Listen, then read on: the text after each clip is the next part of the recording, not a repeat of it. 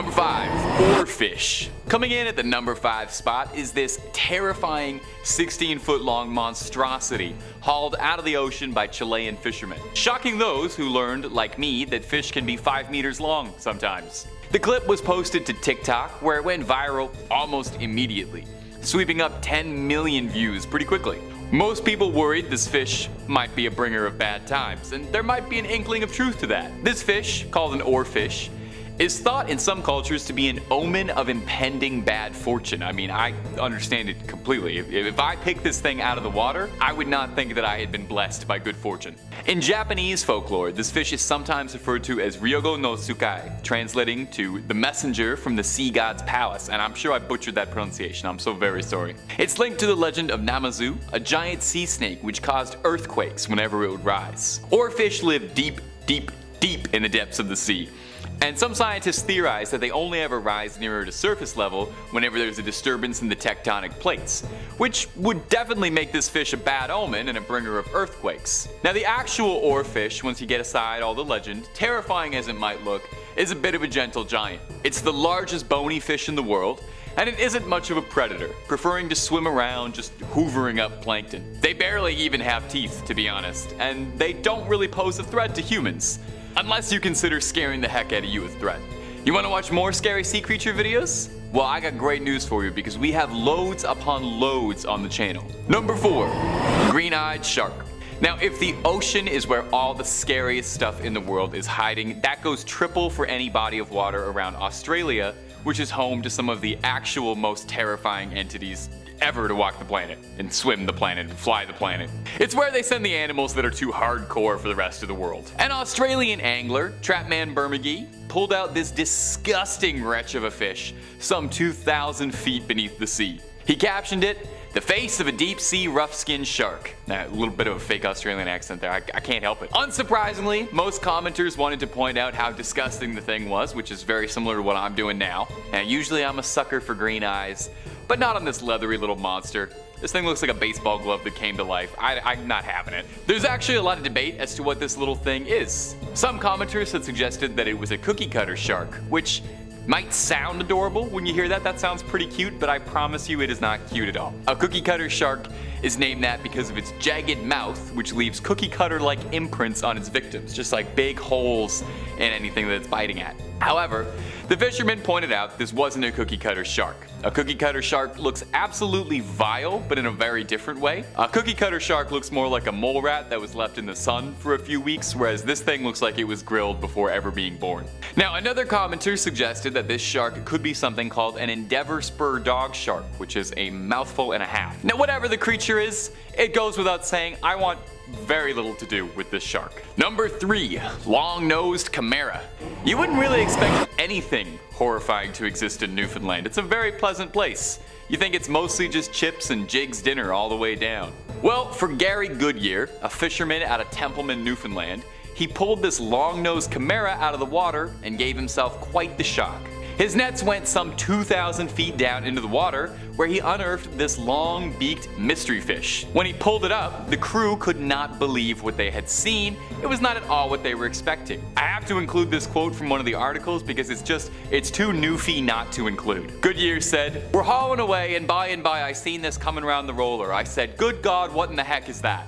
Now, when he first pulled it up, he wondered at first if it might have been a platypus because of the impressive snoot on the beast. He described this pelagic nightmare's beak as being very rubbery, like cartilage. No one on the boat had any idea what they had found, so they kept the body of the fish and took it to a local fishery in the hopes that someone could properly ID their mystery monster. Luckily, somebody actually knew, and it got correctly identified as a long-nosed chimera, an ancient deep-sea dwelling fish famous for its green eyes and, putting this gently, its monstrous appearance. The reason that its nose felt like cartilage is because the fish is completely cartilage from nose to tail. It's actually boneless. So this fish is a spineless coward. The creature most likely perished as it was being pulled up. An extreme pressure change from being 2,000 feet beneath the sea gave it a serious case of the bends. Maybe was a blessing in disguise, because I'm not sure I'd want to see this thing alive. I'm not sure I'd want to see it thrashing around on the floor of a commercial fishing boat. I think that wouldn't be good for anybody. Number 2. Decorator crab. Our next spot comes to us all the way from Thailand. Some local fishermen in Koh Yao Noi pulled up their nets while fishing for crabs and discovered they'd brought up an alien-looking creature with them that mystified them. They couldn't identify this thing.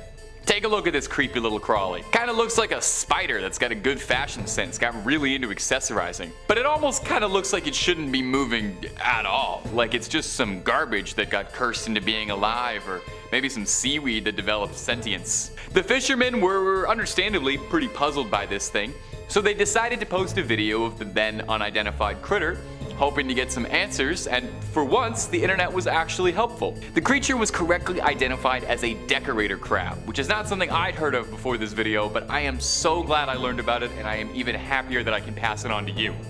A decorator crab gets its name for its habit of using whatever it can scavenge around its environment to make into camouflage from predators. Now the really cool thing is that they'll use literally anything they can find. Debris, garbage, they'll even use little bits of other animals in a gruesome manner like fins or parts of a crab shell. If it can be attached to it in some way, a decorator crab will stick it to itself. They're covered in tiny Velcro-like hairs that allow them to attach their findings easily. I would love having that. It would save me so much time getting dressed. They've been recorded chewing on things like kelp or seaweed to break them down into more easily attachable accessories. Now most of the creatures on this list have been weird and scary and kind of look horrifying, and I'm not gonna lie, the decorator crab kind of looks pretty scary too, but I absolutely adore the decorator crab.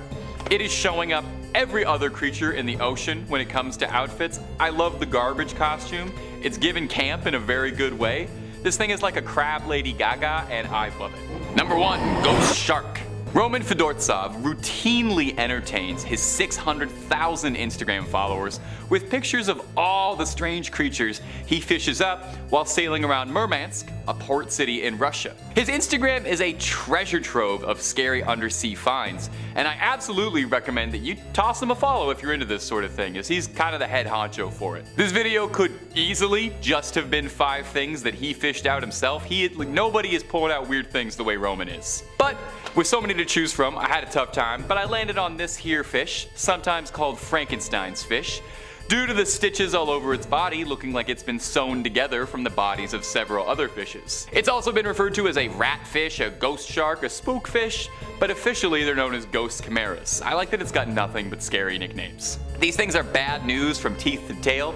They have a spiny dorsal fin that's poisonous to the touch. It's got a mouth of rat-like teeth that helps it grind down anything it catches, crushing its prey in its jaws.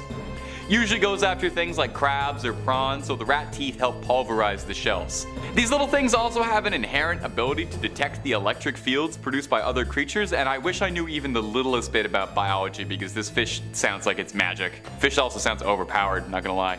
Now I think as a little treat, we ought to have a little slideshow at the end of just a bunch of Fedortsov's weirdest catches, and I'll just react to them.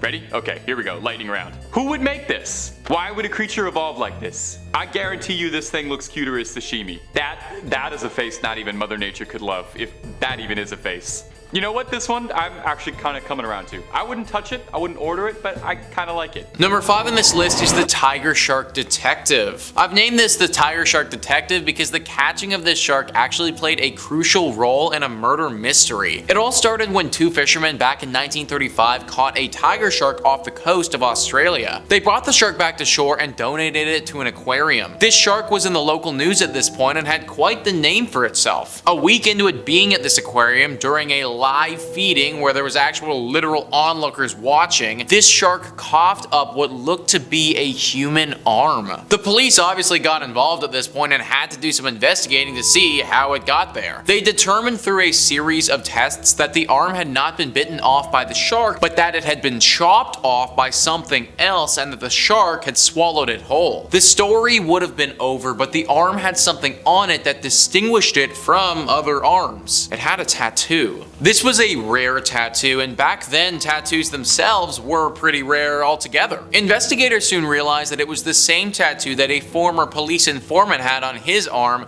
Jim Smith. He had gone missing a while back and they had no idea what happened to him. They started piecing it all together and looked into what potentially went wrong. They then realized that Jim had tried to blackmail the wrong people and it hadn't gone so great for him. The murderers then killed Jim and disposed of his body, but kept the arm because they knew that the tattoo would be able to lead people to the conclusion that it was Jim. They anchored this arm down and threw it in the water, not suspecting that a tiger shark would eat it and then later be caught by a fisherman. Eventually, the police tracked down the killers and brought them to justice, and it was all because these two fishermen fished up a tiger shark that just happened to eat some pretty important evidence. Number 4 on this list is the CHIMERA lobster. Catching a lobster isn't really that impressive, but what if you caught a lobster that looked as if it came straight from another dimension? A little bit more mysterious if you ask me. Cracked writes, when Alan Robinson headed out to sea in Bar Harbor, Maine in July of 2006, he, like all commercial fishermen, was hoping for a little luck. What he hauled into his boat that day was a 1 in 50 million discovery. It looks like a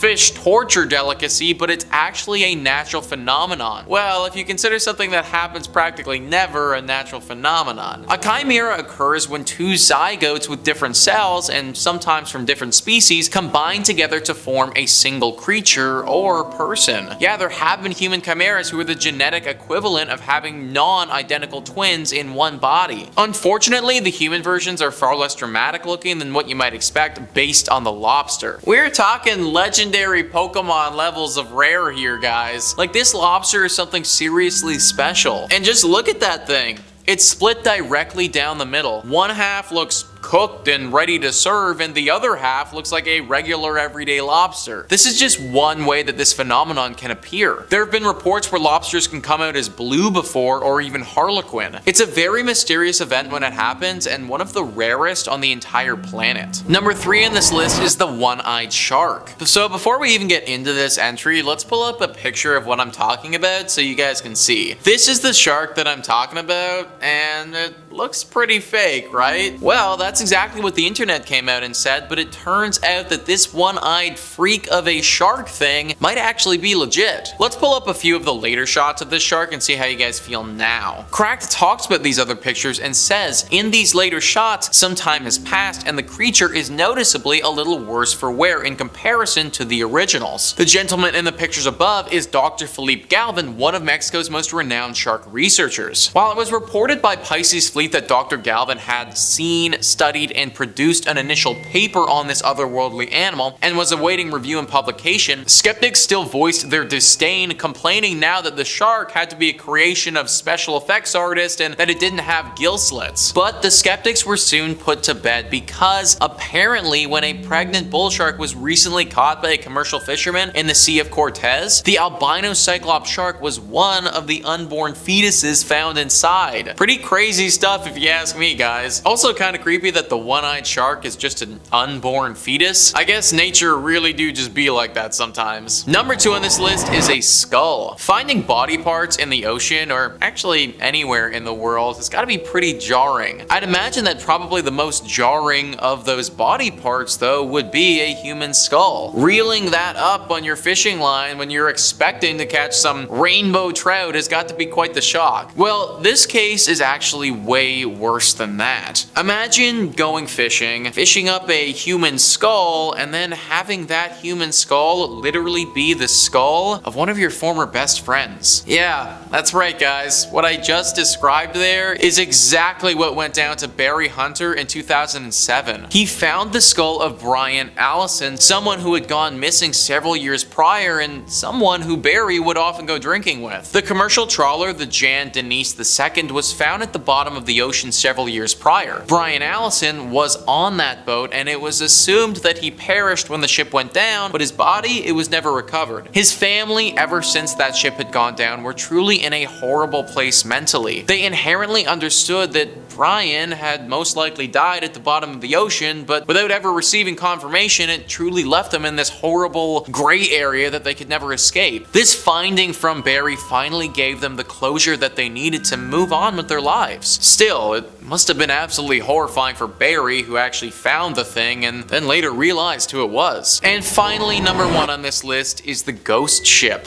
This is definitely not something that you and your buddies would want to find if you're out for a relaxing fishing trip. Rocket Geeks writes, encountering other ships at sea during a fishing trip isn't such a rare occurrence, but what if they're ghost ships with their occupants still on board? In 2016, 2 fishermen noticed a strange vessel drifting about 50 miles away from the Philippines. Disturbed by the ship's appearance, they decided to board it to see if anyone was on it. What they found was the decomposing body of German explorer Fritz Bahorhat, who was last seen in 2009, which had been almost perfectly preserved by the salty air and dry winds. What's crazy to me is that this guy's ship was able to just drift through the ocean for so long without being spotted at all. Apparently, after doing an autopsy on Fritz, he had died on his boat of a heart attack years ago. His boat obviously wasn't anchored or anything when he died, so the wind and the water just took it. During that entire time, it never capsized or hit land. It was just floating in the water for years, letting his body mummify completely. I think this story, more than any that we've looked at today, is just a perfect example at how massive the ocean can be. For years, an entire yacht carrying a dead human being was just going around without anyone seeing it. Who knows how far this boat had traveled during that time or what it had seen? It also begs the question, how many more of these boats are out there right now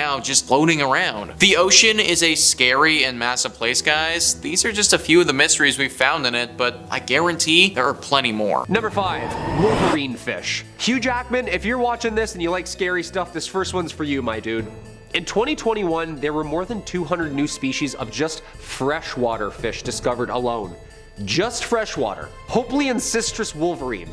Okay, that's a pretty badass name. And a badass looking fish. There's no way in hell I'm taking that thing off of a hook with my hands. Are you kidding me? And you wouldn't want to either, because these fishes have strong lateral curved spikes called endontus tucked underneath their gills, which at any time they can extend and jab at their prey with these spiky prong-like claws, hence the name. For those of you who don't know Wolverine, he's an X-Men with claws. It kind of goes hand in hand here, you know?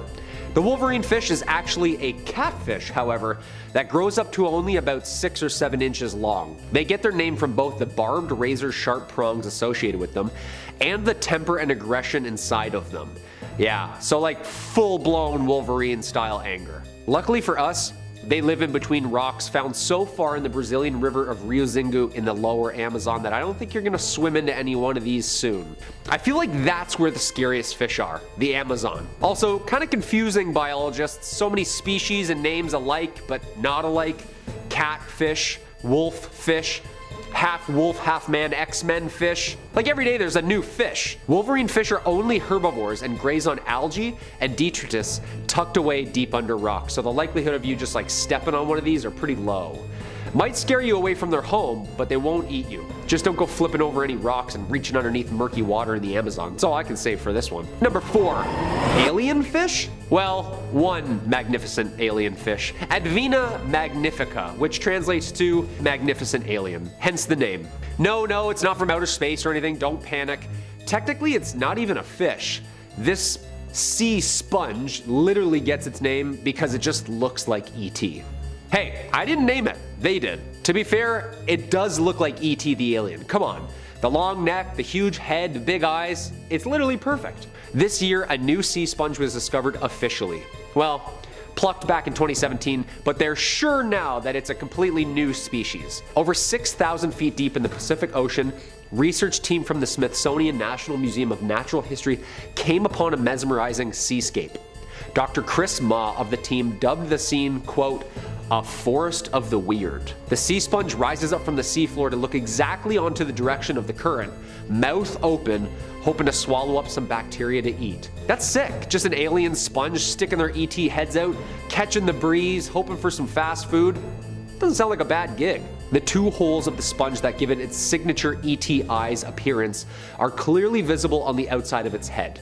These holes, technically oscules, serve as openings of which the sponge pumps water out of. The sponge is covered in even tinier pores where the water is drawn into the sponge along with tasty bacteria and other small prey. Just sucked in through small chambers and the water's pumped out through a bunch of canals. Cristiana Casello Branco, the researcher who found this deep-sea gray, explains the importance of this discovery by saying, quote, "As all of these organisms are intricately connected, by documenting and describing marine biodiversity, we are building a better understanding of life and the impact of humans on Earth." Yeah, 100% we're all connected. Let's give these little dudes some clean water. How about that, people, all right? No more Mountain Dew bottles just thrown into the lake. Pick it up. Number 3, bulldog fish. Catfish, wolverine fish, now bulldog fish. When are we just gonna have a fish, you know? The bulldog fish, or the Xenactinus oryx. That sounds like a Decepticon, doesn't it? Xenactinus oryx? Roll out. Well, it's Autobots. Never mind.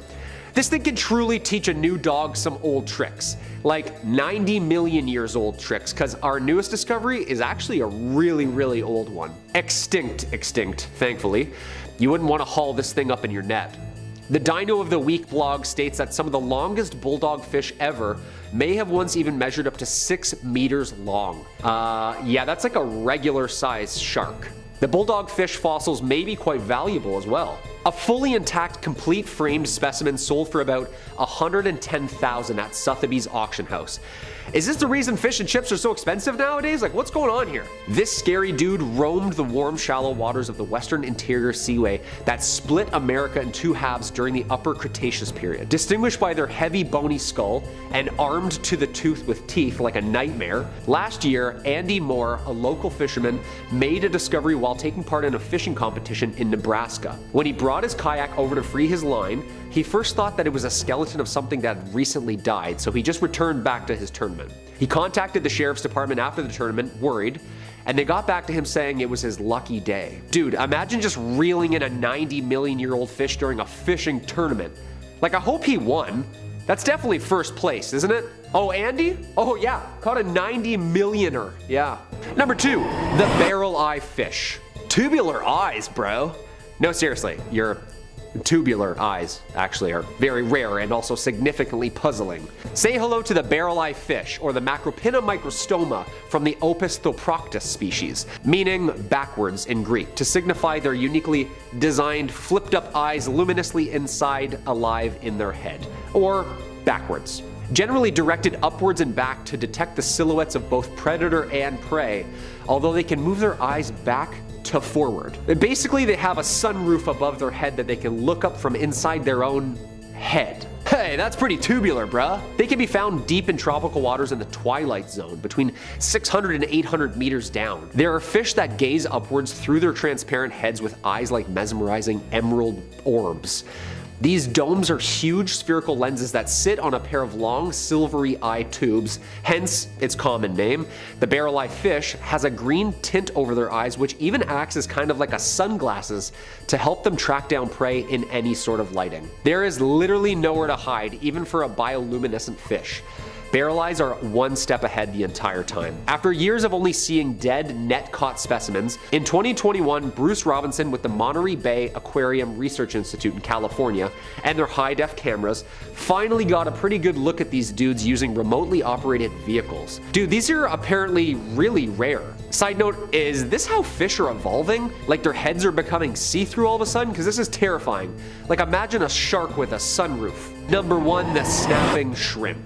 This little guy, the snapping shrimp, aka the pistol shrimp, aka mussel in the alphidae family. Sounds like a mafia family, doesn't it? Hey, I'm a pistol shrimp with the alphidae family, who's asking? This little thing can literally create a sonic boom under the water right before and as it's attacking you. That's not scary at all. It's so fast you literally don't even know what's happening due to the stun alone and how fast it is. You won't see it coming, you might hear it coming. This thing's sound is that big, it creates a sonic boom. We know nothing, Jon Snow. Like, they're apparently found in coral reefs and oyster reefs.